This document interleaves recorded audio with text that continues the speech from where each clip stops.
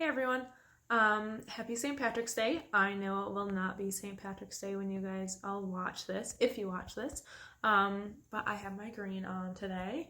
So if you are confused on standing waves, it is confusing, okay? It's generally confusing for people even when they're in class. So like I said, I am 100% willing to video chat with you guys during this.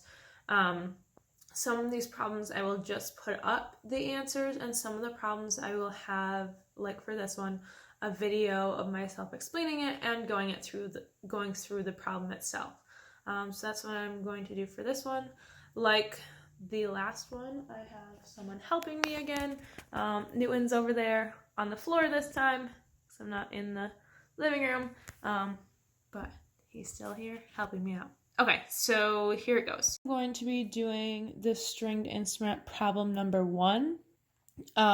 So as you saw in the notes, a stringed instrument has a node at either end. A node at either end means there's no movement. So some of these questions, it might be easiest for some of you guys to start with a drawing. So in this problem, it tells you that you have a guitar designer. They want to make an instrument where the speed of the wave on the string is 450 meters per second. How long does a string have to be to produce the first fundamental frequency? So the fundamental frequency is when there is the smallest amount of a wave on the string at one point. So if your string is a certain length, so here is the string.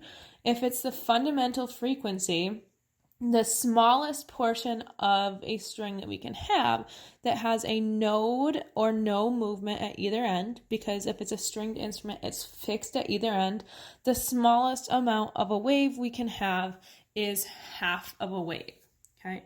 So sometimes it's easier if you draw a picture just so you can see that there is half of a wave there. And so since this is a standing wave, again, we draw showing both the crest and the trough. So here you can see we have half a wavelength, okay? Because a wavelength, it's going up as a crest, so that is only half a wavelength. So if this is our length of the string, let's see. Okay, so that's the length of the string. What we have is that the length of the string is equal to 1/2 of a wavelength, or if you want to write it differently, what you could fit is if you wanted to know what one wave would be, well, the length of one wave, you would have to have 2 of those string lengths in order to it to be a full wave. So you could either write it as L equals 1/2 of a wavelength, or if you prefer, you could write 2L, or twice the length of the string, is equal to a wavelength. Okay, so that's where we start. So after that, we know there's the formula. We went over this when we were still in class, a formula that relates the speed of the wave to frequency and wavelength. So that formula is V equals lambda, which is the wavelength, times the frequency. Okay. So in this problem, what we're given is we are given the speed of the wave. So the speed of the wave is 450 meters per second. So we have that. So that's here, 450 meters per second. And we are given the frequency. So the frequency is going to be 370 hertz. So your two options here are either to solve for wavelength first in this formula, take that wavelength and put it here to get the length, or you can just take this and plug it right in for a wavelength. It is totally up to you. I'm going to go ahead and plug this in for the wavelength. So we know that the wavelength, since we can fit half of a wave, the wavelength is going to be equal to 2L, or twice the length of the string.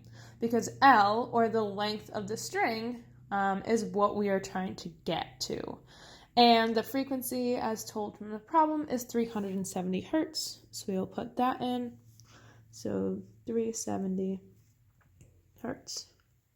Like I said before, if you want to just find the wavelength and then use these formulas after to find that, you totally can. So then you'll go ahead and calculate that. You'll just put it in your calculator if you get an answer. my answer keys for all of this still are at school. So after you calculate, you are going to go ahead and get L equals, from our problem, we see that there are 3 sig figs, so L equals 0.608 meters. If you had done this the other way, it would look like V equals lambda F. You'd still have the same V, 450 meters per second. You can plug in lambda because that's what you're finding, and you'd still have the same frequency, 370 hertz. When you did this, you would find the wavelength, and the wavelength would be